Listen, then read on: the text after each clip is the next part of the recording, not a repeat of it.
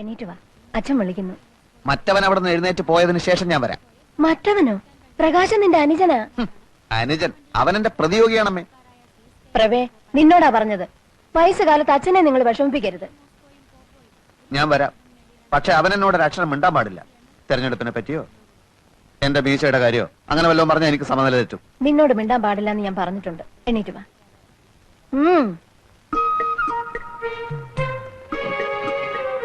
അവൻ എന്നെ നോക്കി ചിരിക്കാനും പാടില്ല. നടക്കടാ അങ്ങോട്ട്.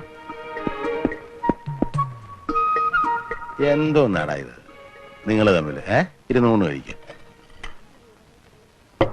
അച്ഛൻ എപ്പോ വന്നു? ഓ മഹാഭാഗ്യം, ഇപ്പോഴെങ്കിലും നിന്റെ ശബ്ദം ഒന്ന് കേട്ടല്ലോ. അവന് ഇച്ചിരി മീൻകുളം പോട്. അമ്മേ, ചോറ് ഇത്തിരി കൂടുതൽ വിളമ്പിക്കോ, മൂപ്പർക്ക് നല്ല ക്ഷീണം കാണും. അമ്മേ, നീ കഴിച്ചു കഴിഞ്ഞില്ലേ? എണീറ്റേ. മോനെ, ഒരു തേർതലാകുമ്പോ എന്താണ് പറയാ, ഒരു തെരഞ്ഞെടുപ്പ് ആകുമ്പോ ഒരു പാർട്ടി ജയിക്കും, ഒരു പാർട്ടി തോക്കും. എന്നാൽ ഇങ്ങനെ ഉണ്ടാവും ഒരു തോൽവി. എനിക്ക് ചോറ് വേണ്ട. അവിടെ ഇരിക്കടാ. ഇരിക്കും മോനെ.